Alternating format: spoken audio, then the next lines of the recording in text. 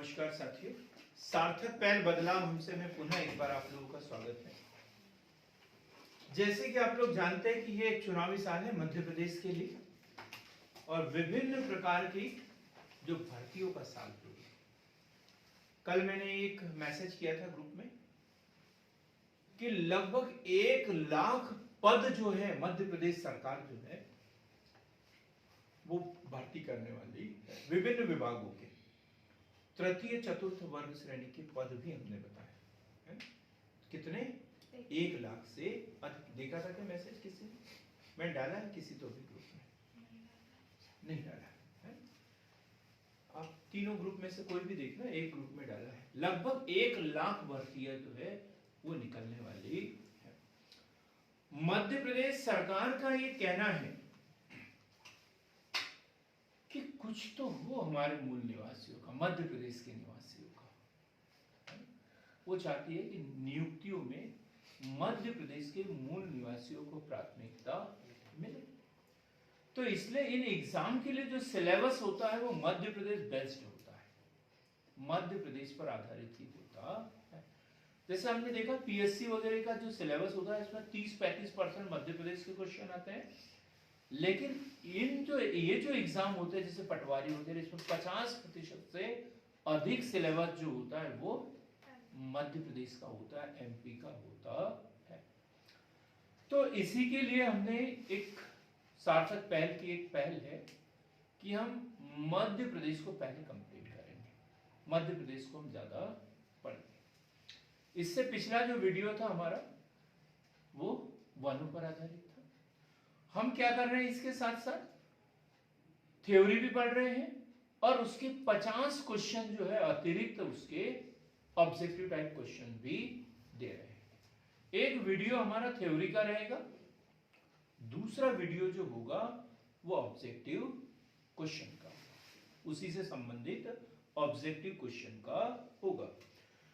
तो जितने लोगों तक मेरी आवाज पहुंच रही है वो सार्थक पहल का हिस्सा बने और सार्थक पहल के कंधे से कंधा मिलाकर आगे बढ़ने का प्रयास करें। आज का टॉपिक हम लेके आए हैं मध्य प्रदेश की मिट्टी। मध्य प्रदेश की मिट्टी। एक सीधा सा क्वेश्चन है आपसे, मिट्टी और भूमि में क्या अंतर है? सर जो मिट्टी रहती है सर वो पृथ्वी की ऊपरी सतह होती है। हाँ, यानी कि मिट्टी जो है वो पृथ्वी की ऊपरी सतह में पाई जाती है। हाँ संजय, मिट्टी और भूमि में अंतर क्या है? सर मिट्टी मतलब भूमि मतलब पूरी पूरी है ना? भूमि है पूरी। तो देखो ये धरातल जो है उबड़ खाबड़ है, ठीक है? धरातल जो है उबड़ खाबड़ है। तो ये पूरा जो पार्ट है वो भूमि है। ये सब पूरा का पूरा पार्ट क्या है? भूमि है। ये पूरा का पूरा पार्ट है। इसके अंदर चट्टाने आएगा, सब कुछ आएगा। ये धरातल का वो पार्ट है जो नीचे है, मतलब ये समुद्र वाला पार्ट है। समुद्र और समुद्र में पानी, पानी के अंदर क्या है? जीव जंतु, जीव जंतु, तो वो भी भूमि है। ठीक। धरातल के ऊपर क्या है? पेड़ पौधे, वन है। ये क्या है? भूमि। ये क्या है? भूमि। ये समुद्र के नीचे क्या है? विभिन्न प्रकार की चट्टानें, और चट्टानों में क्या है? खनिज पदार्थ। वो क्या है? भूमि। वो क्या है? भूमि। समझ में आया? भूमि और मिट्टी में क्या अंतर है? भूमि मतलब प्रकृति से प्राप्त संपूर्ण निःशुल्क उपहार, वो भूमि के अंतर्गत ही आते हैं। पेड़ पौधे, मिट्टी, खनिज, जल, ये सब क्या है? भूमि। ये सब क्या है? भूमि। तो फिर मिट्टी क्या है या मृदा क्या है? तो मृदा भूमि की ऊपरी उपजाऊ परत जो पेड़ पौधे के उगने, बढ़ने, विकास करने में सहायक होती है? यदि ऊपरी परत भी है और वहां पेड़ पौधे नहीं उग सकते तो मिट्टी है क्या? नहीं, वो मिट्टी नहीं। भूमि की ऊपरी परत जो पेड़ पौधे के उगने में बढ़ने में सहयोगी हो, तो वो मिट्टी का निर्माण कैसे होता है? मिट्टी का निर्माण कैसे होता है? मिट्टी का निर्माण होता है चट्टानों के टूटने फूटने, अपक्षय, अपरदन और निक्षेपण से। अपक्षय, अपरदन और निक्षेपण, अपक्षय, अपरदन और निक्षेपण, तीनों अलग अलग पारिभाषिक शब्द हैं। अपक्षय,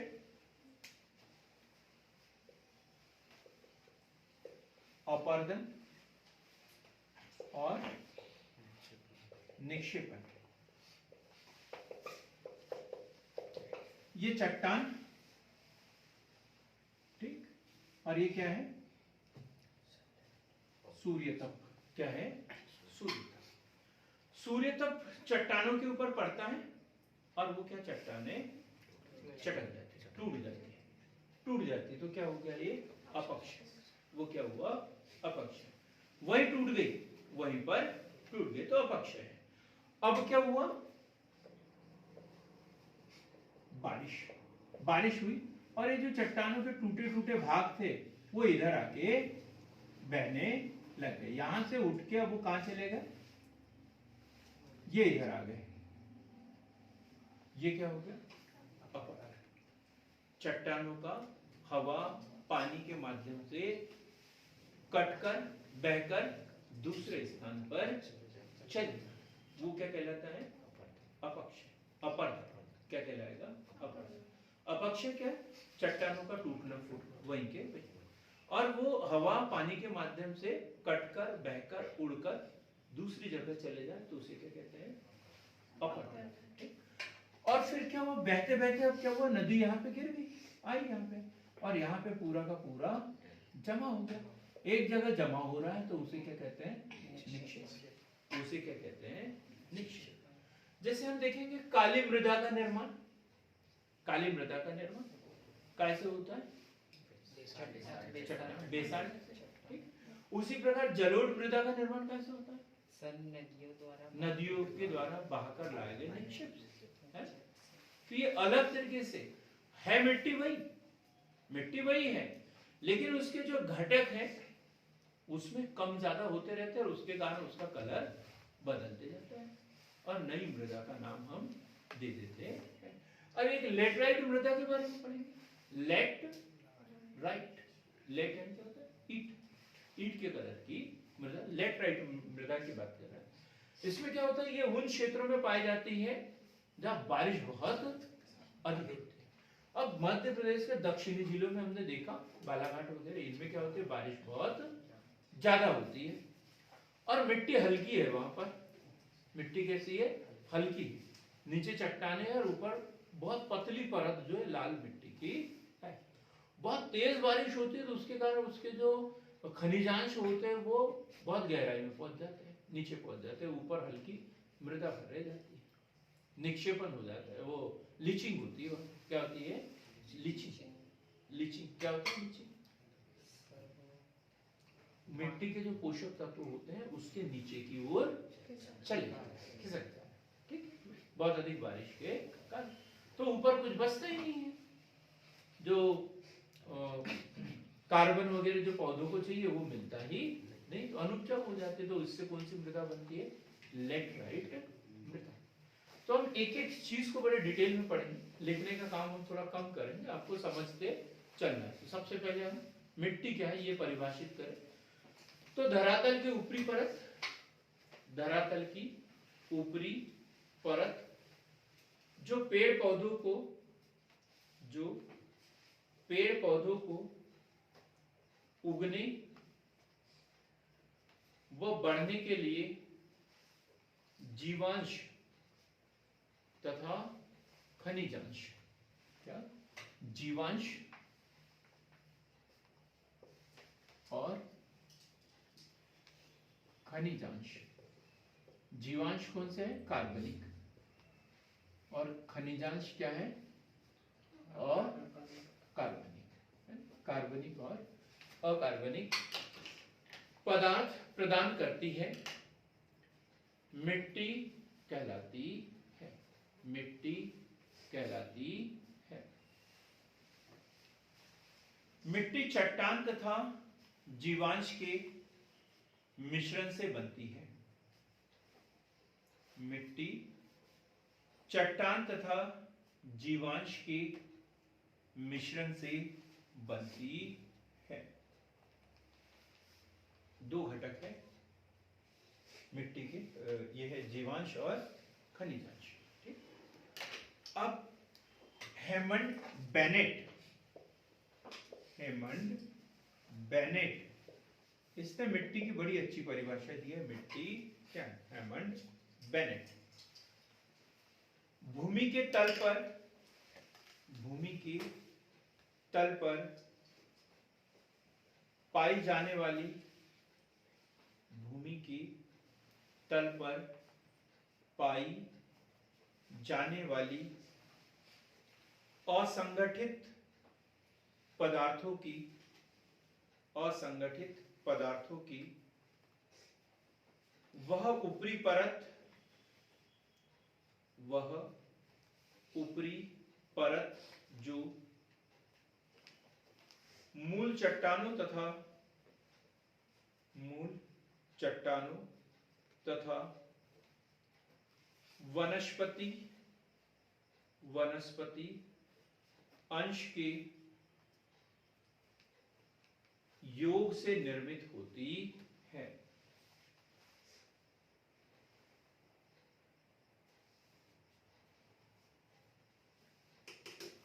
क्लियर हो गया? ये किसकी परिभाषा है?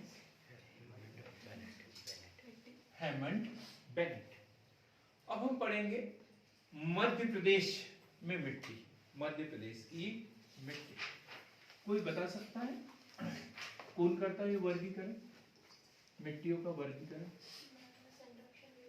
मृदा सर्वेक्षण विभाग है। तो भारतीय भूमि एवं मृदा सर्वेक्षण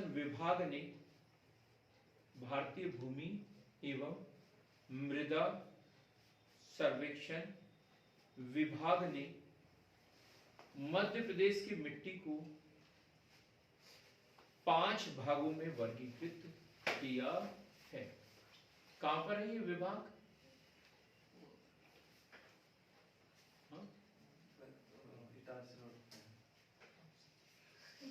बैतूल में नहीं, ये भोपाल में।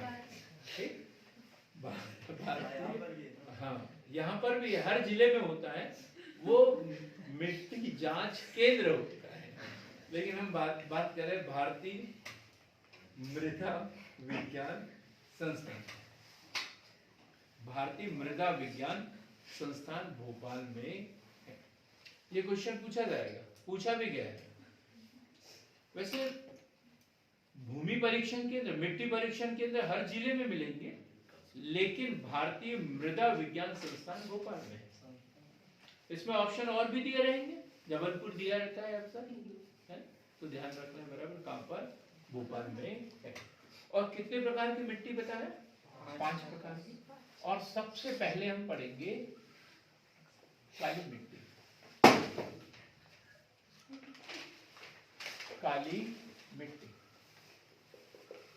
काली मिट्टी किस नाम से जाना जाता है काली मिट्टी को? अन्य नाम कौन कौन से काली मिट्टी के? रेगुर मिट्टी, काली कपास, रेगुर मिट्टी, भर्री या कल्लर, क्या? रेगुर, भर्री या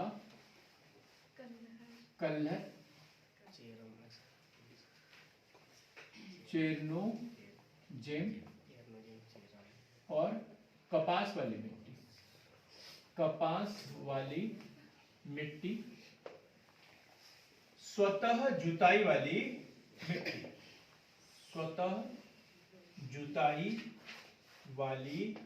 मिट्टी।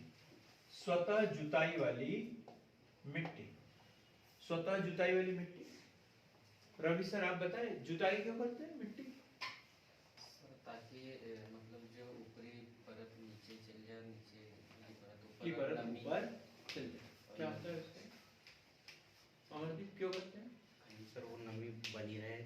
क्यों सूर्य प्रकाश से उड़ जाएगा पानी करके। हाँ, वायु। किसान तो इन लोगों को होना चाहिए यार, तुम लोग तो नाम मात्र के हो, है ना? वायु के लिए कि उसके मिट्टी को अलट पलट करके भुरभुरा कर देते हैं ताकि उनके अंदर वायु पर्याप्त मात्रा में प्रवेश कर जाए, वायु पर्याप्त मात्रा में प्रवेश कर जाए। उसके अंदर विभिन्न सूक्ष्म जीव वगैरह रहते हैं तो उनको मिट्टी हवा मिलना चाहिए, वो जीवित रहेंगे, वो कार्बनिक पदार्थ उत्पन्न करते हैं। ठीक, तो इसलिए अब ये काली मिट्टी जो है स्वतः जुताई वाली मिट्टी होती है, क्योंकि गर्मी के दिनों में जो इसमें बड़ी बड़ी दरारें पड़ जाती हैं और उसके अंदर वायु प्रवेश कर जाती है, इसलिए इसे क्या बोलते हैं? स्वतः जुताई वाली मिट्टी। इसे कपास वाली मिट्टी भी कहते हैं क्योंकि ये कपास की खेती के लिए सबसे अधिक उपयुक्त होती है, इसलिए इसे कपास वाली मिट्टी भी कहते हैं।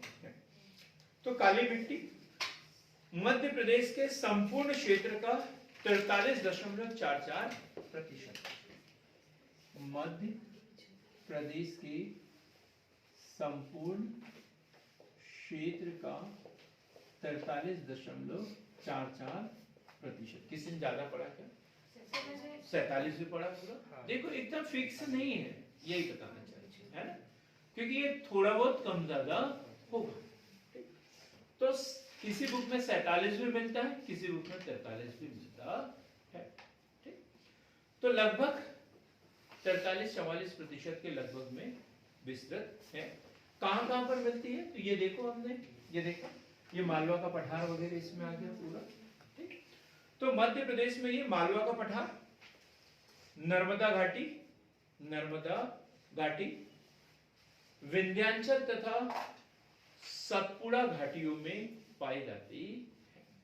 विंध्याचल तथा सतपुड़ा घाटियों में पाई जाती है। काय से हुआ है इसका निर्माण? काली मिट्टी का निर्माण चट्टानों के काली मिट्टी का निर्माण ज्वालामुखी के फटने से। ज्वालामुखी, हाँ, ज्वालामुखी से जो लावा निकलता है, बेसाल्ट, है ना? बेसाल्ट, उसके टूटने फूटने, अपक्षय, अपरदन, निक्षेपण से काली मिट्टी का निर्माण होता है। देखो, ज्वालामुखी उद्गार होता है तो अंदर का लावा बाहर की ओर निकलता है। तो इसमें जो लावा होता है ये ठोस, ये क्षारीय भी होता है और अम्लीय भी होता है। क्षारीय भी हो सकता है और अम्लीय भी हो सकता है। तो कुछ लावा जो है, जो धरातल के ऊपर आने से पहले धरातल के अंदर ही विभिन्न चट्टानों के बीच में फंस जाता है और वहीं पर जम जाता है। तो क्या बन जाता है? वो ग्रेनाइट। और जो अम्लीय लावा होता है थोड़ा सा पतला होता है, तो वो चट्टानों से रिस के बाहर निकल जाता है और भूमि की जो ऊपरी परत होती है उसके ऊपर जाकर फैल जाता है, धीरे धीरे ठंडा होकर जम जाता है, ग्रेनाइट बन जाता है। क्या बन जाता है? बेसाल्ट। ठीक है, बेसाल्ट, ग्रेनाइट अंदर, बेसाल्ट ऊपर। और ये जो बेसाल्ट होता है ये धीरे धीरे अपक्षय, अपरदन से टूटते फूटते जाता है और लंबी अवधि के बाद में एक मिट्टी का निर्माण होता है। उसे क्या कहते हैं? काली मिट्टी। उसे क्या कहते हैं? काली मिट्टी। लिखेंगे इसे। काली मृदा का निर्माण दक्कन ट्रैप शैलों के विखंडन से हुआ है। दक्कन ट्रैप शैलों के विखंडन से हुआ है, जिसमें नाइट्रोजन, फास्फोरस, ये क्वेश्चन बनता है, कौन से पदार्थों की कमी है और कौन से पदार्थों की अधिकता है। 3 नंबर में भी आता है, 2 नंबर में भी ये क्वेश्चन बनता है। तो इसमें नाइट्रोजन, फास्फोरस एवं जैव पदार्थों की मात्रा कम, जैव पदार्थों की मात्रा कम होती है, जैव पदार्थों की मात्रा कम, तथा चूना, मैग्नीशियम, पोटास, एल्यूमिनियम, लोहा प्रचुर मात्रा में पाया जाता है, प्रचुर मात्रा में पाया जाता है। काला रंग क्या होता है इसका? लोहा की अधिकता के कारण। लोहे की अधिकता के कारण इसका रंग काला होता। ऑक्साइड हम पढ़ेंगे, अभी चिंता मत करो। फेरस ऑक्साइड भी पढ़ेंगे लाल रंग के लिए, अभी चिंता मत करो।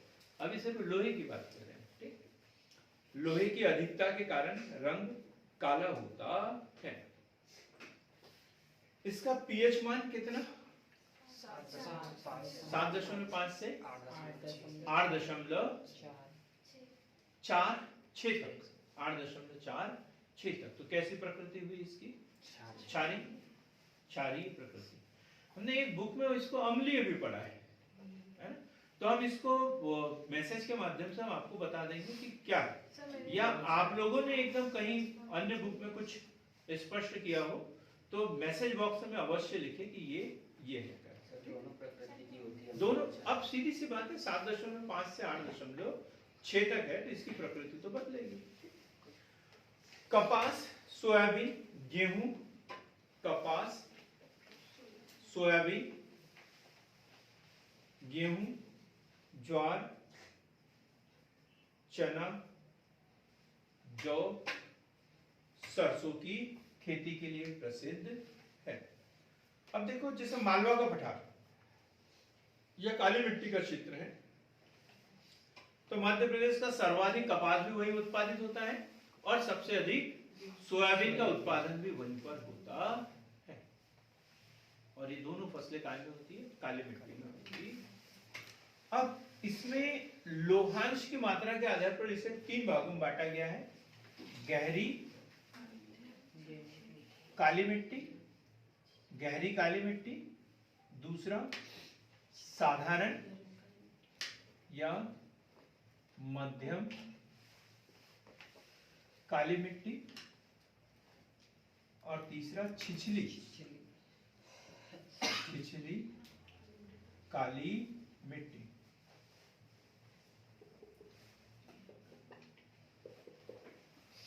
गहरी काली मिट्टी क्या होता है? गहरी काली मिट्टी कौन बताएगा? अमरदीप। गहरी काली मिट्टी 3.5%। राज्य का जो क्षेत्रफल है उसका 3.5%, लगभग 35 लाख एकड़, 35 लाख एकड़ क्षेत्र घेरती है।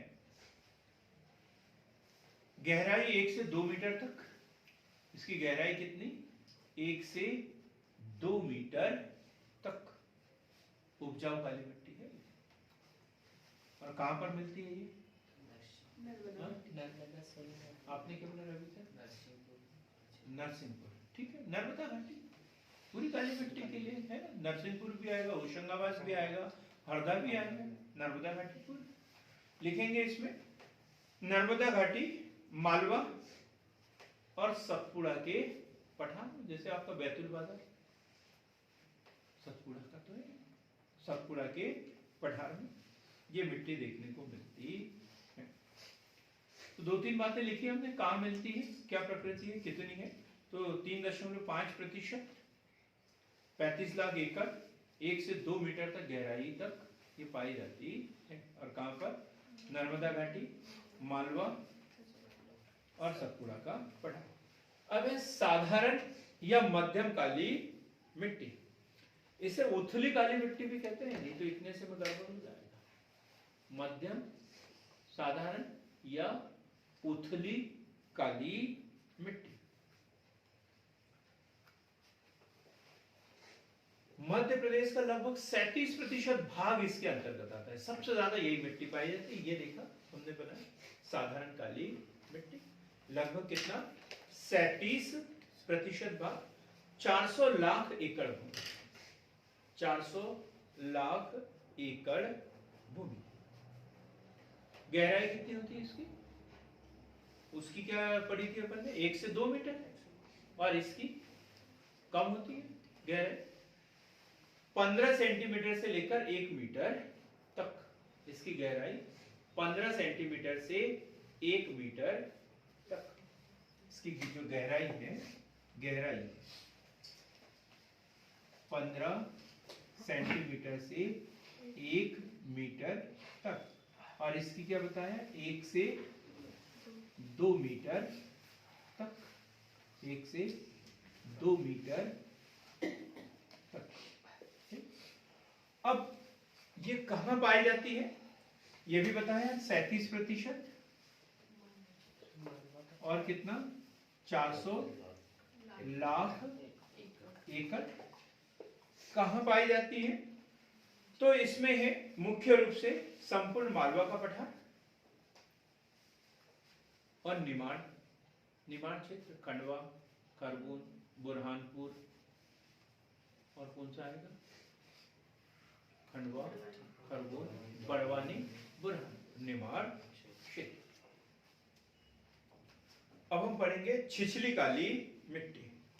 राज्य के क्षेत्रफल का लगभग 7.1%, 7% के लगभग 7.1% या 75 लाख एकड़, 75 लाख एकड़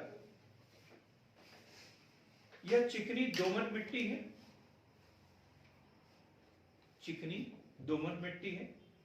छिंदवाड़ा, बैतूल, सिवनी आदि जिलों में मिलती है।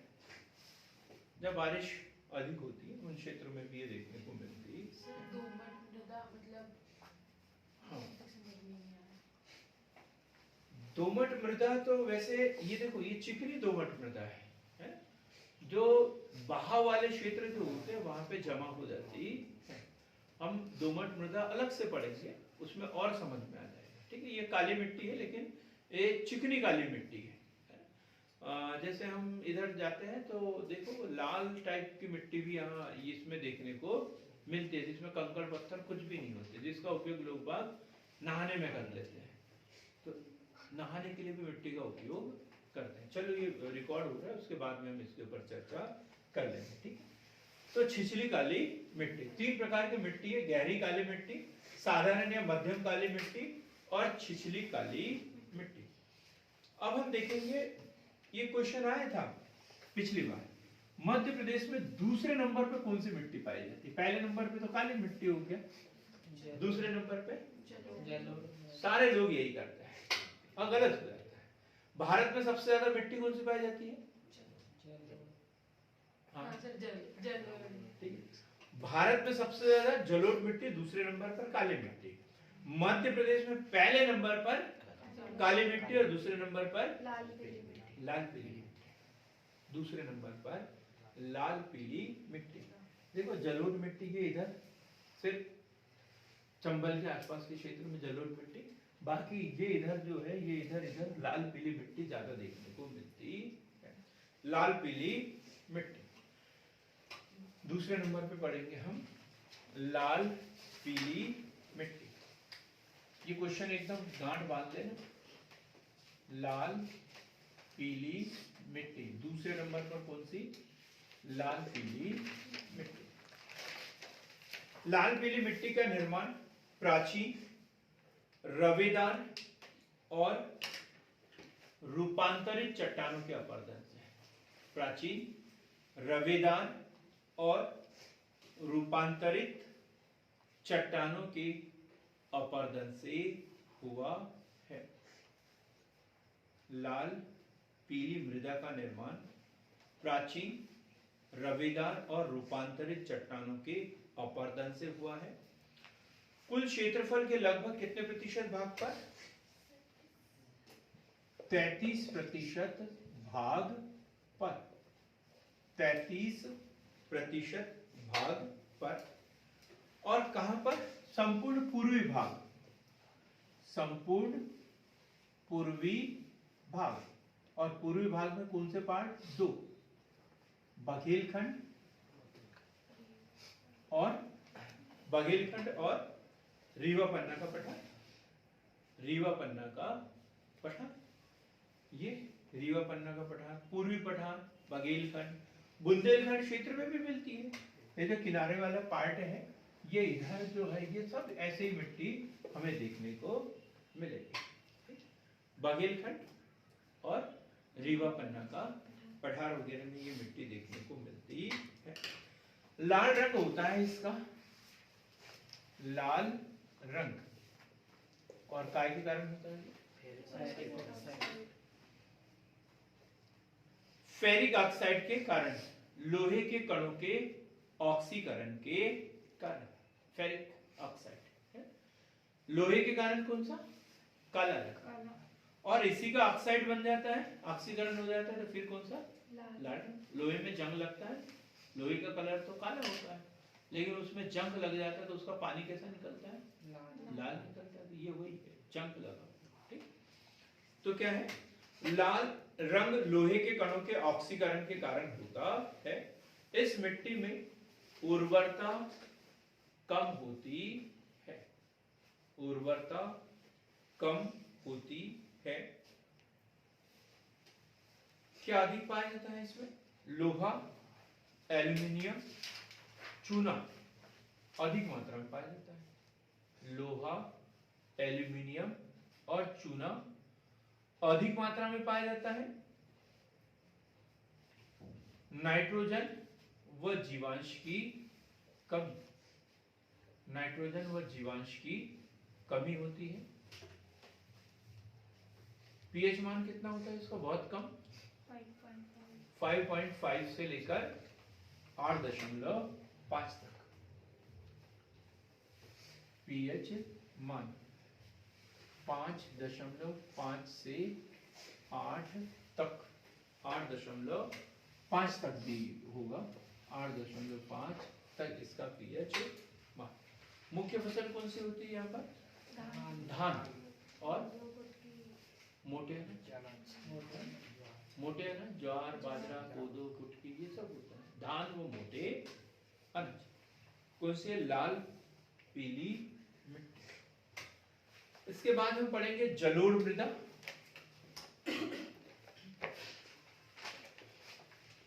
जलोढ़ मृदा, जल द्वारा बहाकर लाई गई मृदा को क्या कहते हैं? जलोढ़। ठीक है। एलुवियल सॉइल, एलुवियल सॉइल, इसको दोमट मृदा कहते हैं। मुख्य दोमट मृदा किसका नाम है? जलोढ़ मृदा का। और वो छिछली काली मिट्टी में क्या बोला? छिछली है, मतलब नदियों के द्वारा उसमें दिख रही है, तो इसलिए वो भी चिकनी मिट्टी होती है, चिकनी दोमट मिट्टी होती है। लेकिन मुख्य रूप से दोमट मिट्टी है क्या? वो नहीं, दोमट मिट्टी ये है, जलोढ़ मृदा या एलुवियल सॉइल, इसे दोमट मृदा कहते हैं। इसका निर्माण कैसे होता है? अब जैसे हमने काली मिट्टी का पढ़ा बेसाल चट्टानों से, लाल मिट्टी का पढ़ा प्राचीन चट्टानों के अपक्षय अपरदन से, जो कायांतरित चट्टानें वगैरह थी उससे होता है। लेकिन इसका निर्माण कैसे होता है? नदियों के द्वारा बहाकर लाए गए अवसाद से। लिखेंगे इसे। इसका निर्माण हिमालयी तथा प्रायद्वीपीय भारतीय पठार की नदियों द्वारा बहाकर लाए गए नीस चट्टानों के अपरदन से होता है। नीस चट्टानों के अपरदन से होता है। मुख्य घटक क्या है इस मिट्टी का? मुख्य घटक वो है कार्बोनेट। मुख्य घटक क्या है इसका? कार्बोनेट। मुख्य घटक इसका कार्बोनेट है। यह मृदा राज्य के कुल क्षेत्र के कितने प्रतिशत है?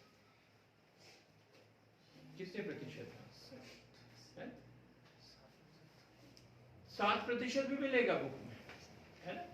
3% भी मिलेगा, बहुत कम प्रतिशत है इसका, तो हमने 7% लिखवाया आप लोगों को। लगभग 7% भाग पर ये पाई जाती है। किसी बुक में 3% भी देखने को मिलेगा। मुख्य रूप से कहां पर? भिंड, मुरैना, ये ऊपर वाला भिंड, मुरैना, ग्वालियर, श्योपुर, शिवपुरी,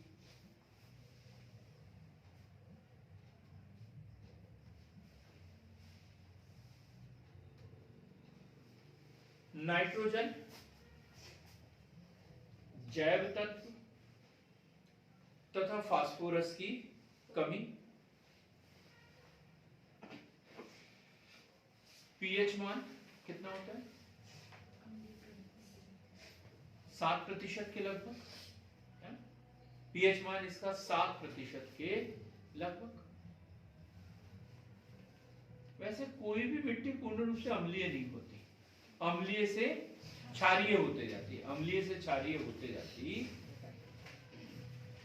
अब इसका मुख्य घटक क्या? कार्बोनेट। कार्बोनेट मतलब सैंड, सैंड मतलब रेत, रेत के कण इसमें पाए जाते, और रेत के कण पाए जाने के कारण इसकी पकड़ जो होती है वो कैसी होती है? बहुत ही कमजोर।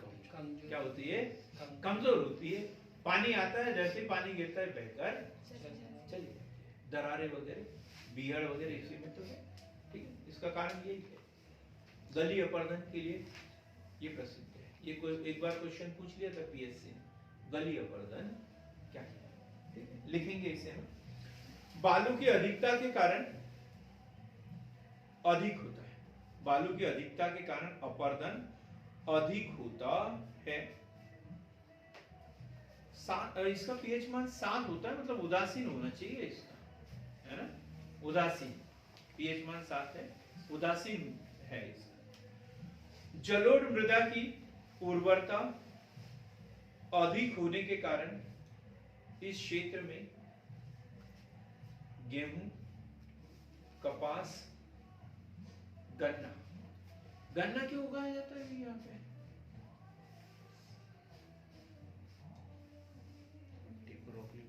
हाँ? सर वो अपर्दन को जो है ना हाँ। वो यानी कि अपर्दन नहीं होता सर।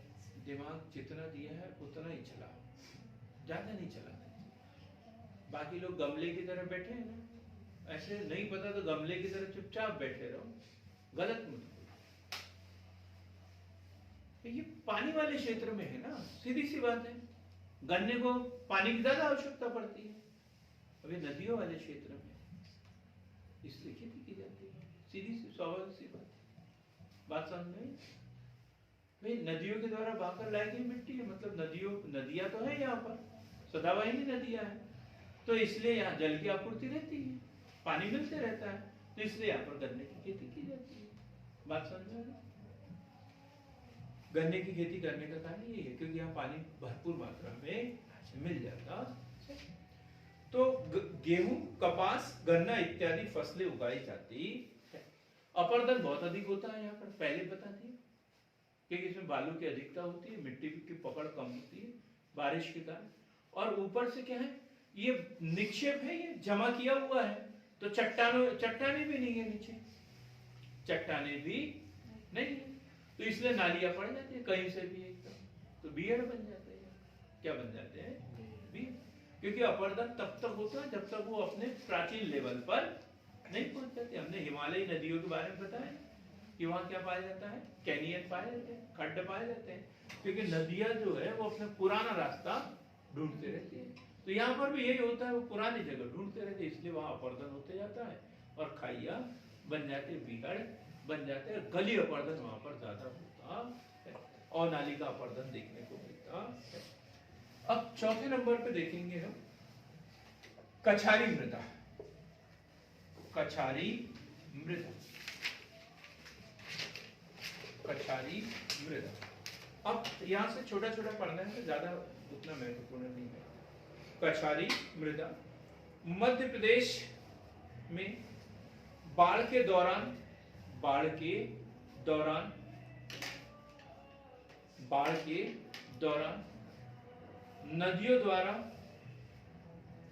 नदियों द्वारा अपने अपवाह क्षेत्र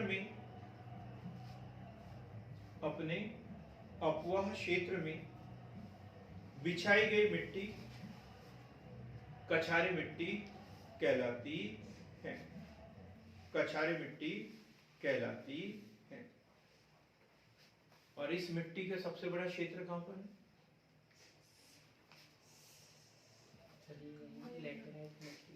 नहीं, लेटराइट नहीं, कछारी मिट्टी। ये बीच में हमने छोड़ दिया, ये इधर ही है जहाँ जलोढ़ मृदा होती है वही कछारी मिट्टी होती है ना? नदियों द्वारा वहां कर लाई गई है, और जो नई नई लाई जाती है वो कछारी मिट्टी कहलाती है।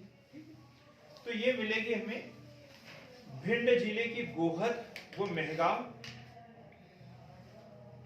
भिंड जिले की गोहद वो मेहगांव तहसील में,